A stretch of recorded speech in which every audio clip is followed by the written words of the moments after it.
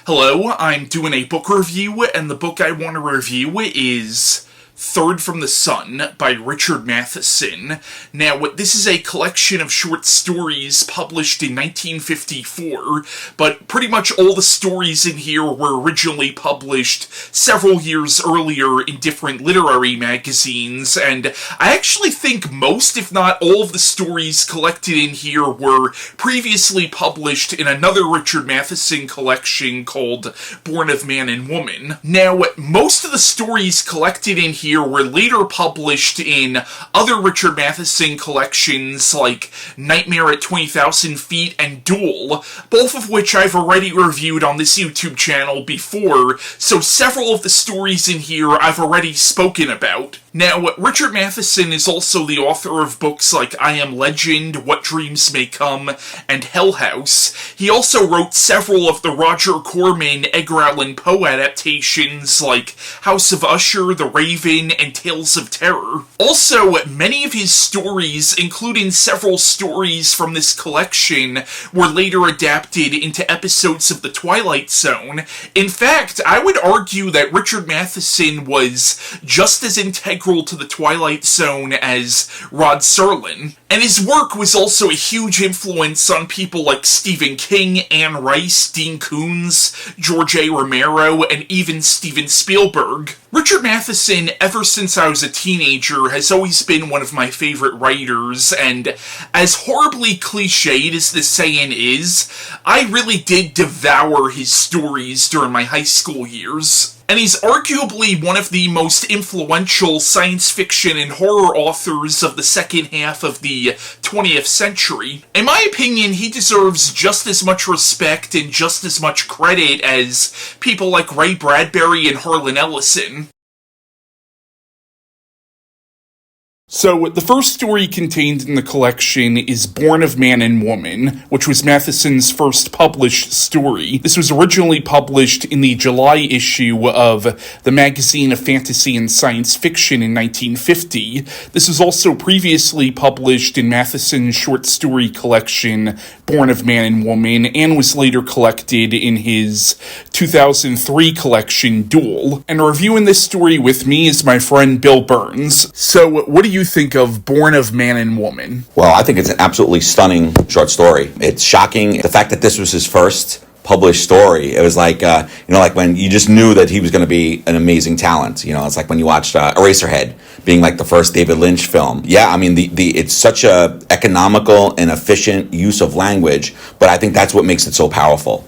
Like how sort of you get into the mindset and the perspective of the, main character, the narrator, the wretch, as he calls himself, or itself. But yeah, I think the story is really, it's shocking, it's stunning, but it makes its point so artistically that I was so impressed by it. And something I think was really brave for Matheson to do, especially since this was his first story, is the fact that there are a lot of intentional misspellings and grammatical errors, because this is all being told from the point of view of what is ostensibly a child, even though we find out at the end that this might be a bit more than just a regular child. Matheson also wrote a story called Dress of White Silk, which shows up later in this collection, which employs a very similar writing style. Do you want to explain the plot? Sure. So it's a narrative that is told in a sort of a first-person way of like Kristen said, a child. You're not sure about sex or gender of the child, and the child has been locked in the basement and is being treated horribly. So the first thing you think is this child a victim of abuse? It's chained up, I believe, in the basement. But then, as you go through, as you read between the lines in terms of the narrator sort of explaining its existence, you start to wonder: is this just a normal child that is being abused? Because, they're shot, the responses of the parents and the siblings to the narrator doesn't seem normal. Like, it's not something that if it was just a regular child, it seems that there's something much more here. That this is probably maybe some kind of mutated child or monster, or something is not right here. What I love about it is because we don't know for sure what this is, but by the end of the story, if it's a monster or not is determined not so much by the physical characteristics that we're not sure about, but certainly the mental cruelty is. If this thing wasn't a monster at the beginning of the story, it sure is by the end of the story. This child has no experience with the outside world, so like when it looks out the basement window and sees it raining, he says things like water is pouring down from the upstairs, or like when he sees another child outside, he calls that child a little mother or a little father. I think that's, again, Matheson's usage of language is really interesting in this, and again, it's brave of him to do this for his first story, because, like, person reading this for the first time could be like, what the fuck is this? This guy doesn't know how to write, like it was, I could see this being sort of a risk for Matheson to use as his first story, you know what I mean? Absolutely. Because we're used to, I think a lot of times in horror, deep description, extensive narration, backstory, right? We get the backstory of like how the horror began. And here it's so minimalistic, but it totally makes sense. If we're going to get into the mind space of this child, creature, whatever, that's been trapped in a basement and has really limited experience with the outside world, of course, that's going to be the way it understands the world, how it sort of expresses itself. So yeah, I agree, But again, I think that should show you how confident I think Richard Matheson was in his abilities to be able to put this out as his first story. This story reminded me a lot of H.P. Lovecraft's The Outsider. Yeah, I agree. The narrator of both stories are not really self-aware of what they are. Right, it's a discovery process, and unfortunately, that discovery process also brings out the sort of latent hostility, right, hatred that maybe if they had just stayed in their ignorance, maybe would never have come out. Or maybe if the parents treated the child better. Sure. Because regardless of even if this child is some kind of mutant, it probably doesn't deserve the abuse its parents is putting it through. Absolutely. And that's why I think the title of the story is so important. It's super important, right? Because when we usually think about traditional, like, a birth or biology, right, we're all born of a woman. Mm-hmm. Right? But in this story, right, it's not so much the biological traits that make this narrator a monster, it's the way it's treated by both the mother and father. So therefore, this monster is born of the treatment of both woman and man. And again, it's brilliant, right? Because again, I think what Matheson's saying is that monsters are not born, they're made. And here's a perfect example of this monster was made by its mother and its father. That's also an area where you could compare this to Mary Shelley's Frankenstein. You've actually taught this story in one of your classes, right? Yeah, in a horror class, yes. What was the reaction to this story from the students that you remember? They loved it. They shocked. Some people said it was the most scariest thing they ever read. Some people connected it to, like when you hear about stories about, unfortunately, young women being sort of like kidnapped and held by like serial killers. So yeah, the students were so into this story. They were so curious about what happened, what was, but again, that's what makes it, the ambiguity of the story really makes it so exciting to sort of try to piece together through the clues we get. Another thing that's really impressive about this story is this was published in 1950, yet it feels like it could be published today. Absolutely, and I guess that's a sad commentary on if anything, it's probably even more apt for our society right now than in the 1950s. So apparently there was actually a sequel written to this story by Michael A. Arntzen, I'm not sure if I'm saying his last name right, called She Shriek Like Me.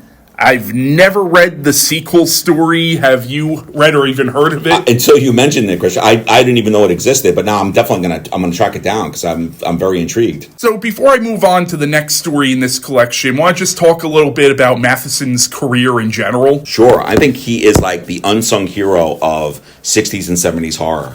When you see all the things he was attached to, like his contributions to Twilight Zone, his contributions to AIP, right, the Poe adaptations. He did some work for Hammer, I believe, Hammer Films as well. I mean, Night Stalker, Night Strangler, right? Stuff that he did with Dan Curtis. I mean, he is so underrated in terms of the influence he's had on the direction of modern horror. Not only that, but Night of the Living Dead, George Romero outright admits that Night of the Living Dead was basically a ripoff of Matheson's novel I Am Legend, which is a novel about vampires taking over the earth. Romero basically, instead of having it be a story about vampires. It's a story about zombies taking over the earth, but you could definitely see the influence there. And I know Romero also said that Night of the Living Dead was partly influenced by The Last Man on Earth, which was the first adaptation of I Am Legend. Like, in a way, Night of the Living Dead would not exist if not for Matheson's I Am Legend, and that would also include all the sequels to Night of the Living Dead, like Dawn of the Dead, Day of the Dead, and Land of the Dead, and everything that Night of the Living Dead and its sequels inspired, like Lucio Fulci's Zombie, or The Return of the Living Dead, or stuff like Resident Evil and The Walking Dead, or 28 Days Later. When you think about it, as much as Romero is sort of the father of the modern zombie genre, Matheson is kind of the grandfather of the modern zombie genre. And let's not forget about the other adaptations of I Am Legend, like the Omega Man with Charlton Heston, or the Will Smith I Am Legend movie. Like, honestly, I Am Legend, I think, is one of the most influential horror novels of the 20th century, and it's just one of many of Richard Matheson's novels and short stories. He also wrote the incredible Shrinking Man, which is a very influential science fiction story. I think arguably his best book is What Dreams May Come, which was made into an Oscar-winning film with Robin Williams.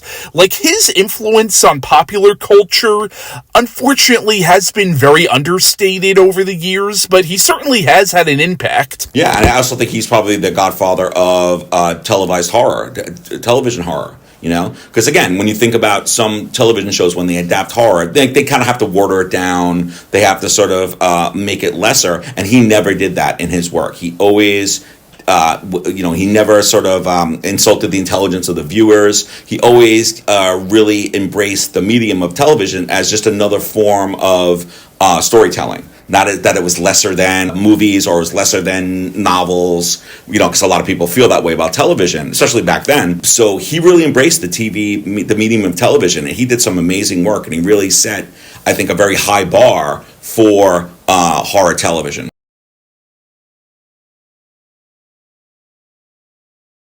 Hey guys, this is my friend Jeremy, and we're discussing, those are his dogs. We're discussing the Richard Matheson short story, Third from the Sun. Now, this was originally published in Galaxy Science Fiction in 1950. Now, I have the story both in this collection, Third from the Sun, and I have it in the Dual collection. But what do you think of Richard Matheson's Third from the Sun? It's a very good story. It's about a family who has to leave the whole planet.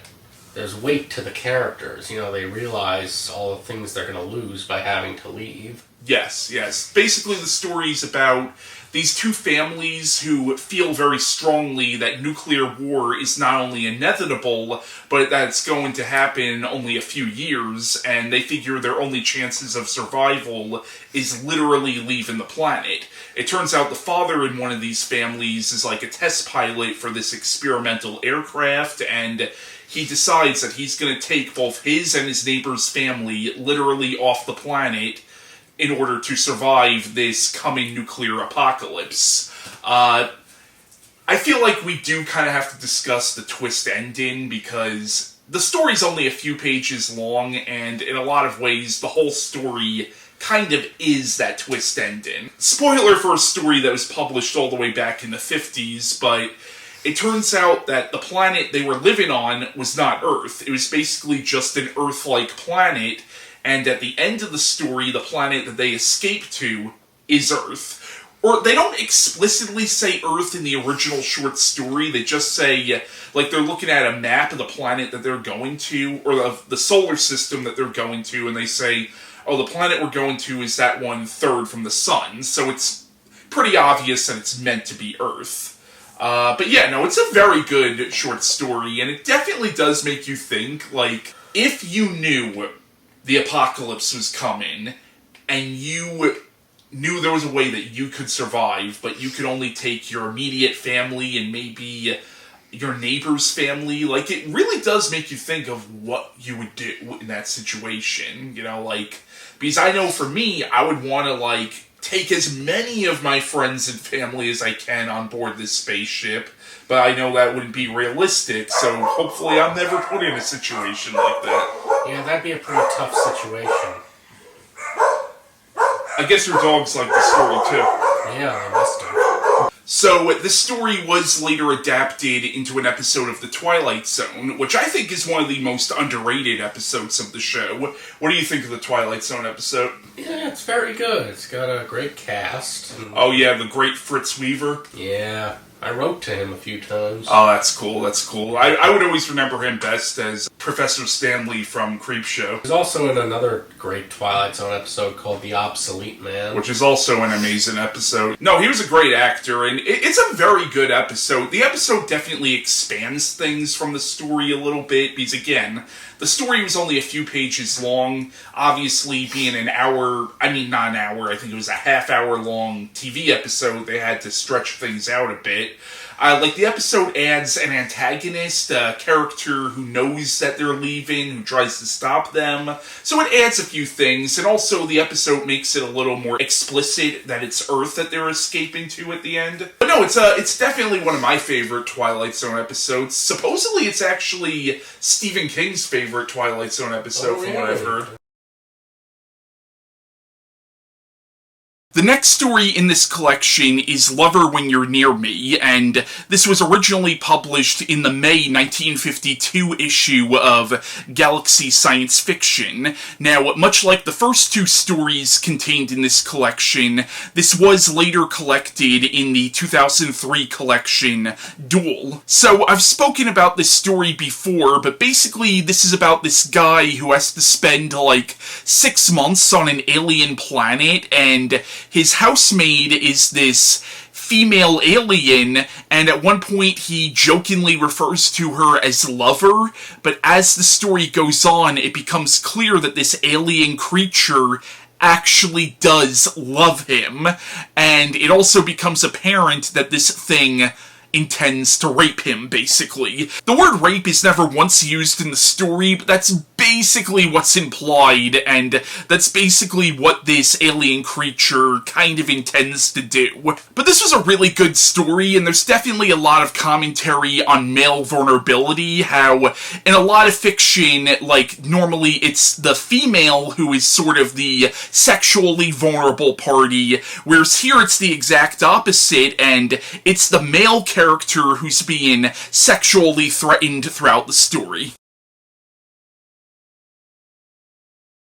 The next story contained in this collection is SLR Ad. This is another story that was later collected in Duel, so I've spoken about this story before. And this was originally published in, I believe, the April issue of the Magazine of Fantasy and Science Fiction in 1952. Now, I actually think this makes a really good companion piece to Lover When You're Near Me. Basically, it's about this guy, this college student, who responds to these ads in the newspaper that are supposedly from a woman from Venus who is, like, asking for a date. Now, he, of course, thinks this is all a joke, and he responds to them, and then they respond back, and as the story goes on, it becomes apparent that this is for real. This is actually a woman from Venus who wants to date him, and he starts freaking the fuck out. It's a really fun story, very darkly humorous, and again, much like Lover When You're Near Me,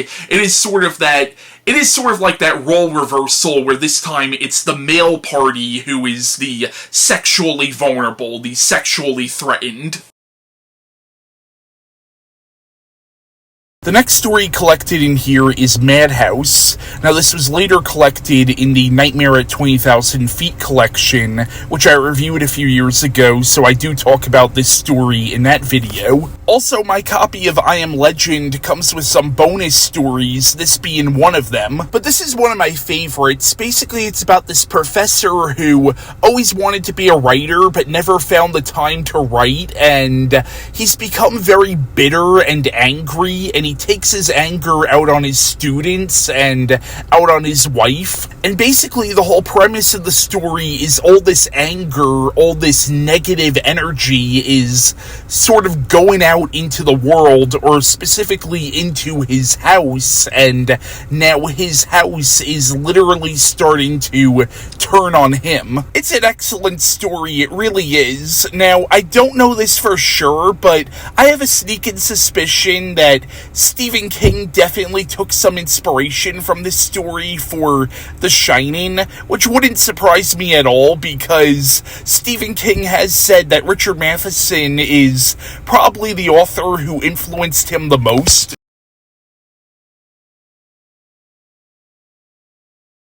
The next story collected in here is called F. Now, if you saw my review of the Duel collection, I do talk about this story in that review because this, of course, was later published in that collection. This was previously published under the title The Foodlegger. But this was a really funny story. Basically, it's about this professor named Wade who takes part in this time travel experiment where they send him into the future, and he brought a little food with him, but when he gets to the future, the people basically treat him like he's some kind of sexual pervert. It turns out that in this future, human beings no longer need food in order to survive, and actually, food has been outlawed, and anybody caught with food is arrested, and basically, the simple act of eating food is almost like a sexually subversive act. It's a very funny story. You could almost look at it as a parody on time travel stories,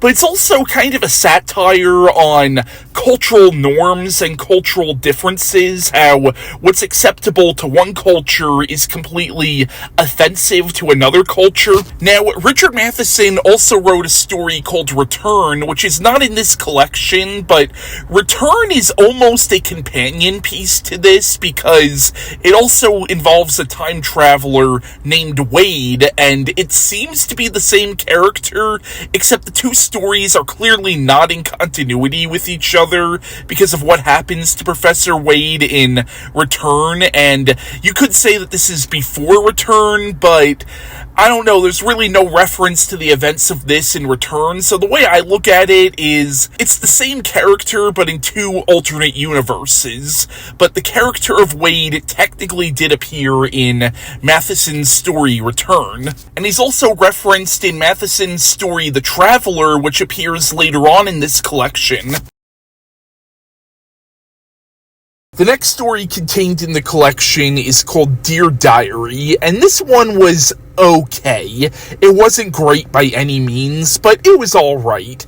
Basically, we follow the diary of a bored housewife in the year 1954, which is when the story was published, and she's basically just bored and dissatisfied with her life, and she imagines how much more exciting life would be in the future. But then we cut to the diary of another bored housewife in the year 3954, when humanity is living on other planets, and again, this woman is bored and dissatisfied with her life. I think the whole point of the story is that no matter what time period, people are always going to be unsatisfied with what they have, but again, the story was just okay. It wasn't anything great by any means.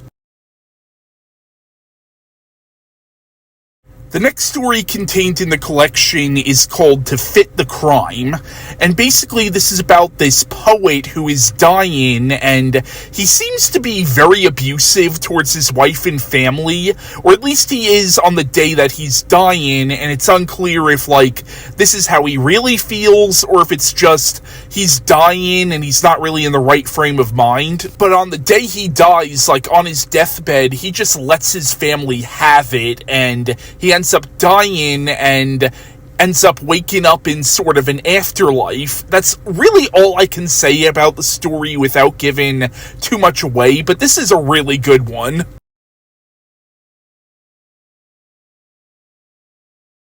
So for this section in the video, I'm discussing the story Dress of White Silk with my friend Chris Espinal. Now, this is a story that I've been trying to make heads or tails of since I was 15. Like Madhouse, this was also later collected as one of the bonus stories in my copy of I Am Legend, and this was also later collected in the Nightmare at 20,000 Feet collection, so I do talk about this story in that review. I've read this story a few times, and I still can't say I really understand what the hell is going on in the story.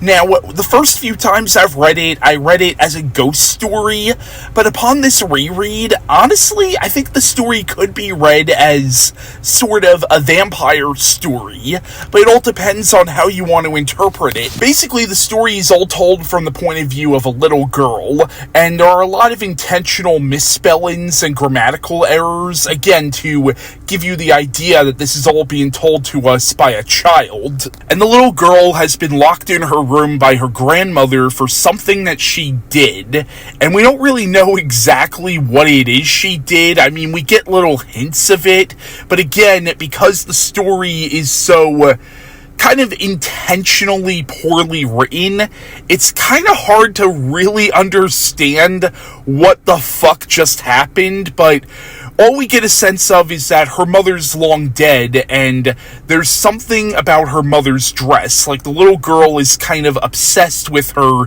mother's dress, and she brought a friend of hers into her mother's old room, and the friend was kind of making fun of her, and something happened. We don't really know what exactly, but there's a lot of these subtle implications that it was something supernatural. Like, there's sort of the implication that this dress is possessed by the spirit of her mother, but then the little girl also kind of gets possessed by her mother's spirit, but there's also the implication that the mother might have been a vampire, and perhaps this little girl is a vampire as well, or at least became one when her mother's spirit possessed her.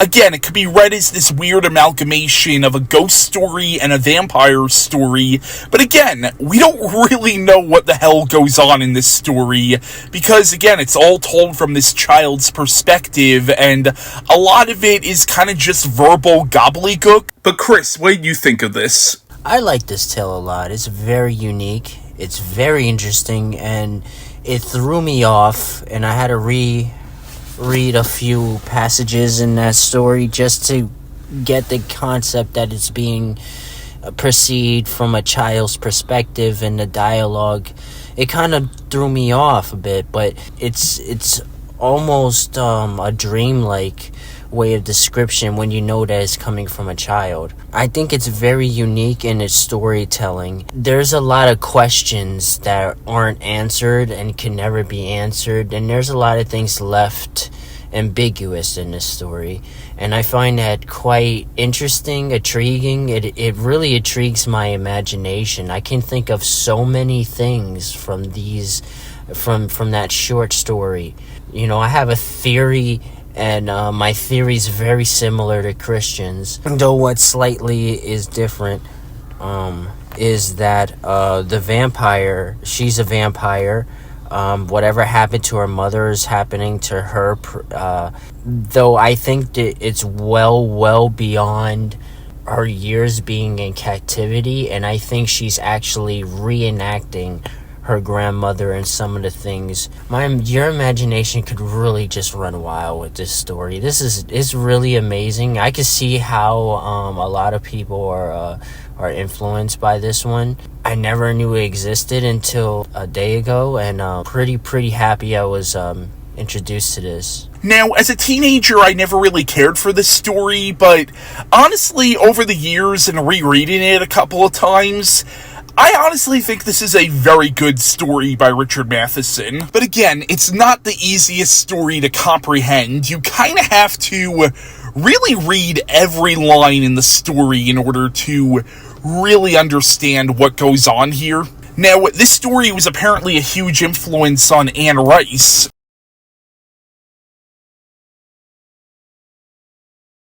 The next story featured in the collection is Disappearing Act, definitely one of Matheson's creepiest stories. Basically, this is about a struggling writer who is cheating on his wife, but what happens is one day he calls up the woman that he's cheating on his wife with, like he calls up her place of work, but when he calls them, her employers are like, "We have no idea who you're talking about." And then when he brings up this woman to mutual friends of theirs, they're all like, "Who the hell are you talking about?" And it appears that this woman has literally faded out of existence. And as the story goes on, more people that the main character knows start fading out of existence, and it appears that he might be next. It's just such a creepy idea, this idea that people you've known for years could all of a sudden be erased from existence. I mean, obviously, it's impossible for somebody to literally be erased from time, but again, the idea of the story is genuinely pretty terrifying, because imagine if it did happen. And it makes you question reality itself, because if something like this were possible, then what even is reality? We would have to completely rethink what we think we know about reality.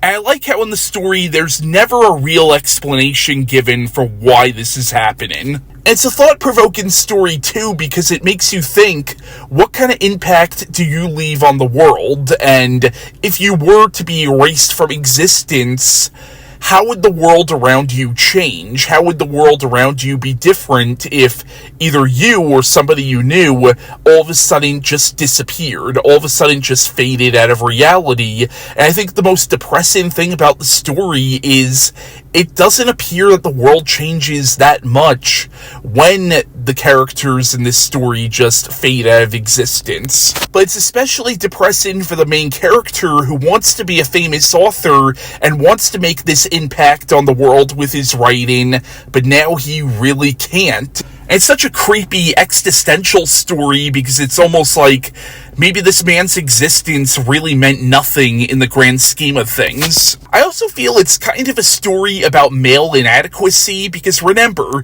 this was published in the 50s, and back then men were expected to be the breadwinners. They were expected to be the ones bringing some kind of income into the household, whereas the main character, again, he's a failed writer who, again, is working for this magazine, and he's struggling to make ends meet, and, you see his wife working with him, which, again, personally, I don't think there's a problem with that, but again, we have to keep in mind the time period this is taking place in, and back then, I can imagine this character feeling kind of emasculated by that to some degree. And that's something that Richard Matheson does not get enough credit for, is he really does explore male inadequacy and male vulnerability in ways that admittedly might be a little dated by today's standards, and certainly some of the depictions of women in a lot of Matheson's earlier stories are not the best, but we also have to keep in mind when the stories were published. But in a way, this man fading out of existence, or things in his life fading out of existence, could be seen as sort of a metaphor for his quote-unquote failures as a man. And that's a way where you could almost tie this in with The Shrinking Man, which is also very much a story about emasculation. It's literally about a man who is shrinking down and eventually becomes smaller than his wife and child. But yeah, to swing this back to Disappearing Act, it's a very good story and a very creepy story. Now, the story was very loosely adapted into an episode of The Twilight Zone called And When the Sky Was Opened, which is an episode that scared the hell out of me when I was a kid. Now, the episode, which was written by Rod Serling, takes the basic premise of the story and completely does its own thing with it. The episode follows these men who test piloted an experimental spacecraft that crash landed in the desert, and then they start fading out of existence. I think the whole idea of the episode is that they were never meant to come back. The next story contained in the collection is called The Wedding, and basically this is about this couple who are about to get married, and the fiancé is obsessed with doing these weird rituals before the ceremony, and he's convinced that if he doesn't do these rituals exactly the way he's supposed to, then the devil is going to come for him on their wedding night and take him away. Now, of course, the bride and the bride's parents think he's fucking nuts, but by the end of the story, it appears that he might have been right. But it's a really funny story. Now, and speaking of weddings, my friend Chris Espinal, who's been in a few of my videos in the past, he recently got married, and I was one of the groomsmen at his wedding, and I actually read this story not that long after he got married, so it's kind of a funny coincidence, like those two things sort of lined up together. And the whole time I was reading this story, I was thinking about his wedding. The next story contained in this collection is Shipshape Home. I'm not going to spend a whole lot of time on this one. This was also later collected in the Duel collection, which I reviewed a few years ago, and in that video I go into this story a little more in depth. I'll admit I did not reread this in preparation for this review. This is not one of my favorite Richard Matheson stories at all. Basically, in the story you have this apartment complex, and there's this couple, and the wife thinks there's something really suspicious about the janitor. That's really all I can say about the story without giving too much away. But it's alright. It's not one of my favorite Matheson stories. The last story collected in here, which is probably one of my favorites, is The Traveler. And basically this is about a professor who takes part in this time travel experiment, and they send him back to the crucifixion of Jesus. And the whole purpose of his mission is to either prove or disprove the Bible. But ultimately what the main character discovers when he travels back in time is it doesn't matter. It doesn't matter if Jesus truly was the Son of God or if he was just a prophet. What matters is this man believed in his convictions so much that he died for them. And it's that, more so than whether or not Jesus really was a divine being, that moves the main character so much. It's a very, very interesting story. It's basically like a sci-fi take on the crucifixion story. Now, what's interesting is this story does have a subtle connection to Richard Matheson's story Return, because there's a reference to a professor named Wade who also went on a mission similar to this and never came back. And Wade was the name of the main character of Return. It was also the name of the main character of F, although considering that character does come back from the time travel mission in F, but doesn't in Return, I'm assuming that this story is referring to the events of Return rather than the events of F. But yeah, The Traveler, it's a very good story. But yeah, that was my review of Third from the Sun by Richard Matheson. I hope you enjoyed this review, and bye.